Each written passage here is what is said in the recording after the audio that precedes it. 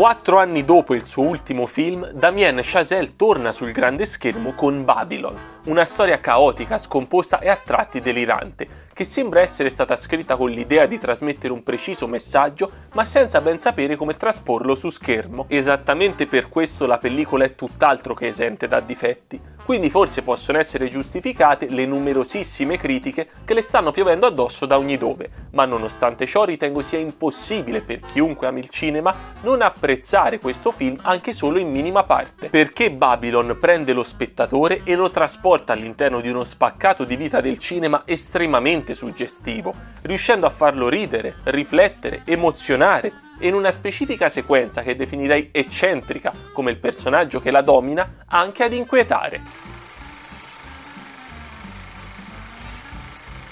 Liberamente ispirato al libro Hollywood Babilonia, scritto che traccia gli scandali, i retroscena e i casi di cronaca nera della celebre colonia cinematografica oltreoceano dai suoi albori fino agli anni 50, il film di Chazelle segue l'ascesa di alcuni personaggi nel mondo del cinema a fine anni 20 ed il loro conseguente declino dovuto ad uno dei più grandi cambiamenti che abbia mai sconvolto l'industria, l'avvento del sonoro. Decisamente più riuscito del precedente First Man, il regista statunitense torna in sala con una pellicola maggiormente nelle sue corde. Libero di esprimersi al massimo con regia e montaggio attraverso una storia di per sé colma di eventi dominati da caos ed eccessi, nei quali Chazelle riesce a brillare grazie al suo incredibile senso del movimento e del ritmo, supportato in questo anche da una colonna sonora che diventa vera e propria coprotagonista in alcune sequenze, trovando quindi una dimensione nella quale sentirsi più a suo agio rispetto alla storia intimista del primo uomo a mettere piede sulla Luna. Lo spettatore viene immerso nell'atmosfera sopra le righe che domina il film fin dai primi minuti.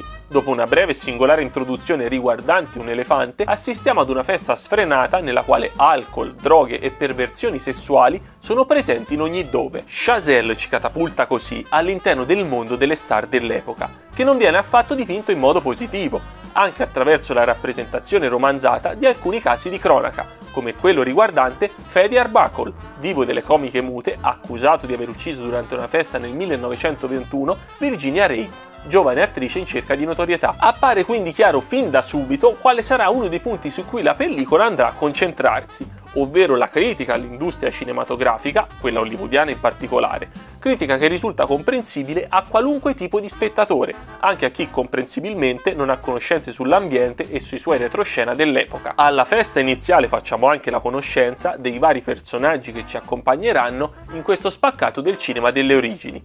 3 sono i principali: Jack Conrad, divo del muto con più di 80 film alle spalle interpretato da Brad Pitt, Nellie LaRoy, giovane ragazza che vorrebbe diventare una stella del cinema, o meglio, lei lo è già, come ci tiene subito a precisare, deve solo essere scoperta, portata su schermo da Margot Robbie, e Manuel Torres, un tuttofare al servizio di una major cinematografica che sogna di lavorare sui set, non importa in qualità di cosa, interpretato da Diego Calva. Attraverso questi personaggi, che continueranno ad intrecciarsi per tutta la vicenda, ci vengono mostrati i retroscena del cinema muto, il frenetico ambiente che si respira sui set all'aperto, anch'essi dominati da alcol e sostanze, e la vita al limite delle star, tra feste sfrenate e droghe di qualunque tipo. Tutto questo portato perfettamente su schermo da una regia estremamente dinamica, nella quale splendono almeno un paio di piani sequenza particolarmente complessi ma di bellezza mozzafiato, e soprattutto da un montaggio serratissimo che va di pari passo con l'incalzare della musica. Lo spettatore arriva a sentirsi sballottato in questo folle mondo al pari degli individui che lo popolano, provando un'euforia crescente fino a giungere ad un improvviso arresto intorno alla prima ora del film. Questo drastico calo di ritmo, che potrebbe stonare a parte del pubblico, è una precisa scelta adottata per inscenare al meglio il cambiamento che scosse il mondo del cinema in quegli anni. Non è che Chazelle si è improvvisamente stufato di come stava girando o non ne era più in grado, ma ha cercato attraverso questo stratagemma di far provare a noi spettatori, anche se solo in parte infinitesimale, quello che provarono tutte le figure coinvolte nel mondo del cinema al tempo. I set, prima luoghi chiassosi ed esuberanti, si spostano nei silenziosi capannoni, dove a regnare mentre gira la macchina da presa, chiusa in una piccola stanza di legno insieme al suo operatore per isolarne il rumore, è il silenzio più totale. fatta eccezione ovviamente per gli attori ed i rumori di scena. Insieme ai luoghi delle riprese, a mutare e trasformarsi è anche tutto l'ambiente hollywoodiano in generale. Le perversioni e gli eccessi che prima erano all'ordine del giorno vengono sempre meno tollerate. Attrici che avevano fatto carriera grazie alla loro sensualità e bella presenza arrivano ad essere considerate al limite del pornografico. Divi che garantivano successo di incassi sembrano al pubblico superati e ridicoli. Cambiano i tempi. Hollywood diventa un ambiente pretenziosamente altolocato, anche se colmo di ipocrisia, e non c'è più spazio per gli interpreti che splendevano fino a poco tempo prima. Chazelle decide di portare tutto questo su schermo, rallentando di botto il ritmo forsennato che caratterizza la pellicola nella sua prima ora.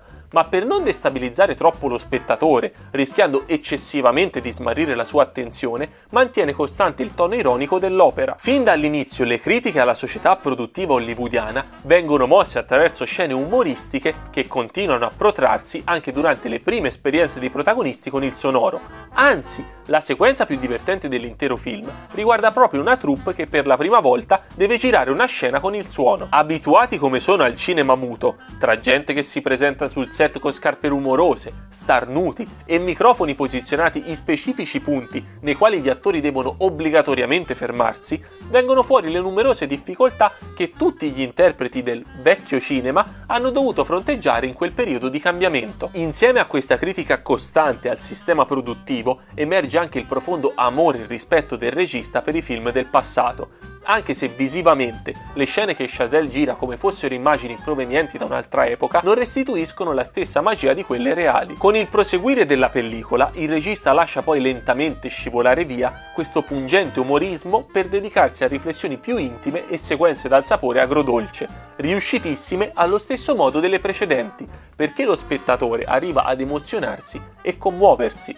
Ma è a questo punto che emerge quello che, per quanto mi riguarda, è l'unico vero difetto del film, ovvero la sua lunghezza. 3 ore sono tante, soprattutto quando la pellicola comincia a diventare prolissa e arriva a toccare vari argomenti senza affrontarli in modo del tutto convincente, come ad esempio il razzismo presente in quegli anni, che cozzava con la presenza di star nere dell'epoca, visto il successo di film sui musicisti jazz in alcune aree del territorio, dando vita a momenti di imbarazzante ipocrisia, anche se di questo argomento, per quanto marginalmente trattato, il poco che viene mostrato è molto buono. Discorso differente per l'esclusione dal settore delle donne e degli omosessuali, soggetti che vengono quasi appena accennati. Un film che vuole dire tanto, forse troppo, ma che non sa bene come farlo. Chazelle ha dato vita ad un'opera immensa, che eredita la confusione che dominava nella sua mente e che ad un certo punto sembra quasi essergli sfuggita di mano. Ma va bene così. Non poteva essere che così. Una pellicola nata da certe premesse doveva necessariamente andare fuori controllo. Per quanto certi difetti siano evidenti, sono molto contento di ammettere come non abbiano minimamente intaccato la mia fruizione dell'opera. Al cinema ero a dir poco estasiato per ciò che stavo vedendo. Ho riso, mi sono commosso, emozionato e una volta uscito di sala avevo ancora davanti agli occhi certe immagini.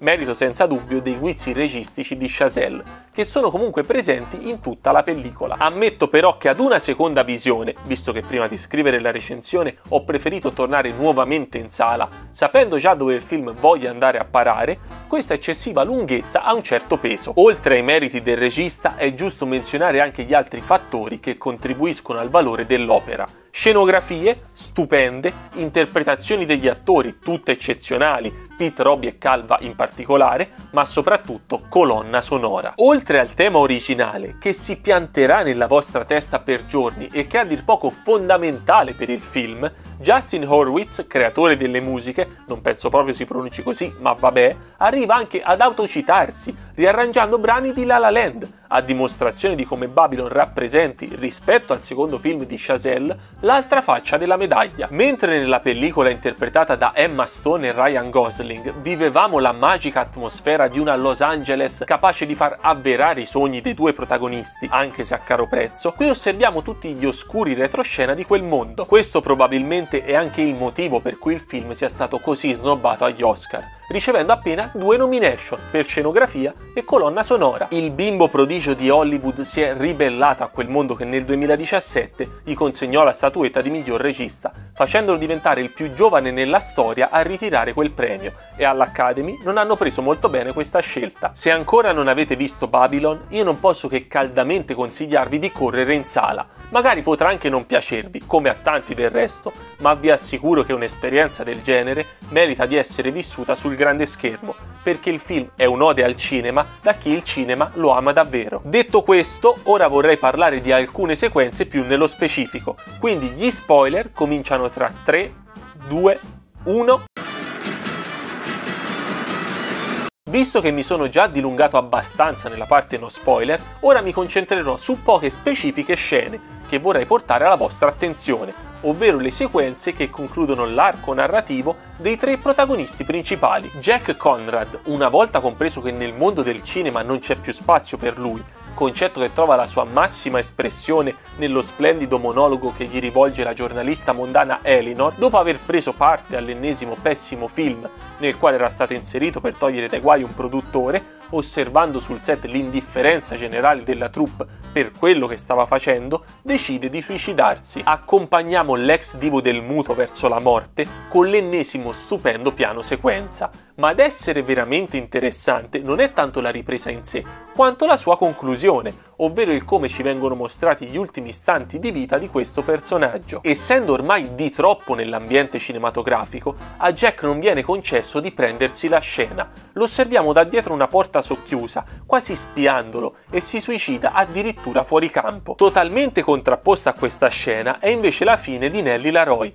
Consapevole dell'imminente morte per i debiti di gioco contratti, il personaggio di Margot Robbie decide nei suoi ultimi istanti di vita di rendere felice Manuel Torres, l'unica persona che le sia sempre stata accanto nonostante tutto. In seguito a ciò, Nellie esce di scena passando per un'ultima volta sotto i riflettori, metaforicamente rappresentati dalla luce del lampione, prima di sparire nell'oscurità. La perfetta conclusione per una meteora del cinema che si era spenta fin troppo presto, a causa degli eccessi portati da quel tipo di vita. Veniamo in ultimo a Manuel Torres e al controverso finale del film che in tanti hanno trovato di troppo. Tornato a Los Angeles, diversi anni dopo essere fuggito, Manuel si ritrova quasi per caso in un cinema, a guardare una proiezione di Singing in the Rain, musical per eccellenza riguardante il passaggio dal cinema muto al sonoro. Qui osserva come sia Nellie che Jack non fossero stati risparmiati dall'industria che li ha consumati neanche dopo la morte, osservando su schermo delle loro caricature che causano ilarità negli spettatori. È l'ennesima critica alla società produttiva cinematografica e ad Hollywood in particolare. Manuel scoppia in lacrime.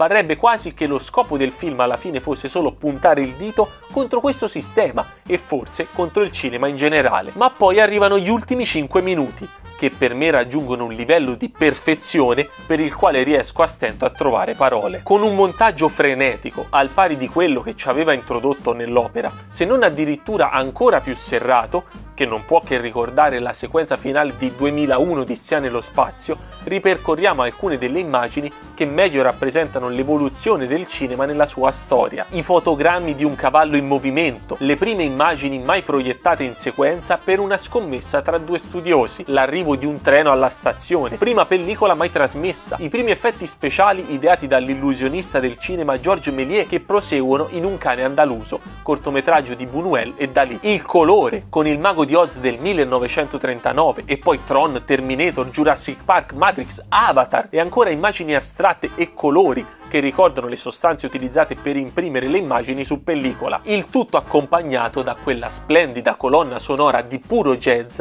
ritornello costante dell'intero film, e dal monologo dello stesso Manuel Torres su quanto vorrebbe lavorare nel mondo del cinema per essere parte di qualcosa di più grande. Di colpo torniamo sul primo piano dell'ex produttore cinematografico, che in sala, con il volto ancora solcato dalle lacrime, si lascia andare ad un sorriso liberatorio. Solo a questo punto, durante i titoli di coda, ancora stordito per ciò a cui ha appena assistito, lo spettatore può comprendere il vero spirito dell'opera di Chazelle. In un settore in continua evoluzione come quello cinematografico, nessuno è indispensabile. Tutto può cambiare in un istante e quel mondo continuerà ad esistere, a prescindere dai suoi interpreti, che si succederanno di generazione in generazione. Il cinema è comunque un'industria e in quanto tale si porta dietro tutti i difetti che ciò comporta. ma nonostante questo, tralasciando questo, è un'arte e resterà tale a prescindere. Con Babylon è come se Damien Chazelle avesse voluto cercare dentro se stesso